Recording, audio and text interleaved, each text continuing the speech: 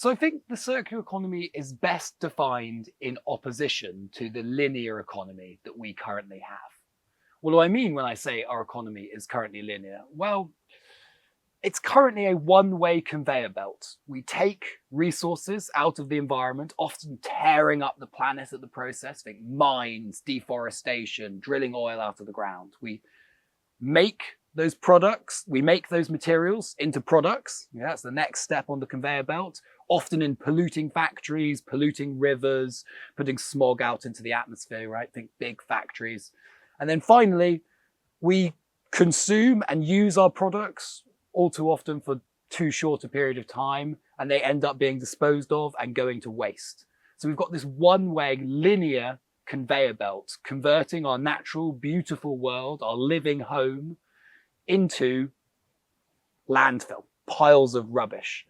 And this is inherently unsustainable. You know, we have finite resources, so there is only so much planet, only so many resources that we can use.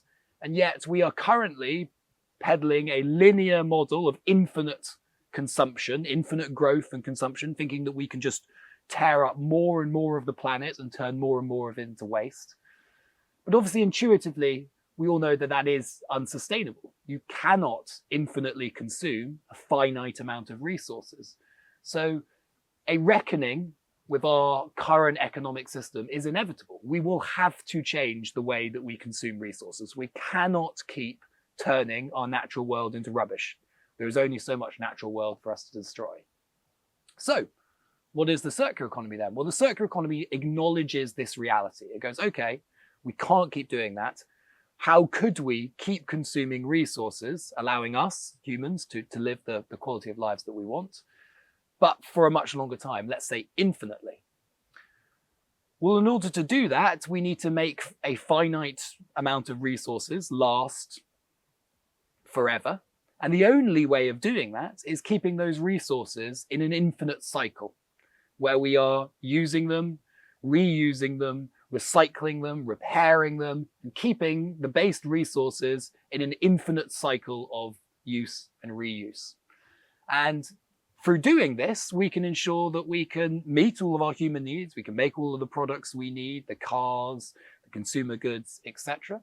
But that we can do this for the rest of time without putting additional burden on extracting more and more resources from the environment. We've already spent hundreds of years digging up metals out of the ground, extracting oil, etc. We have a lot of resources in our society. We just need to use them better.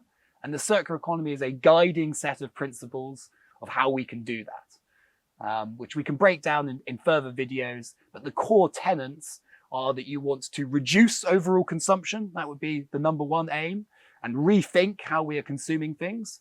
But then after that, you want reusable products that can be used again and again and again. You want your products to be repairable. And finally, at the bedrock of the circular economy is you want them to be recyclable. You want to be able to take the resources out of them and start again and create new reusable, repairable, returnable products.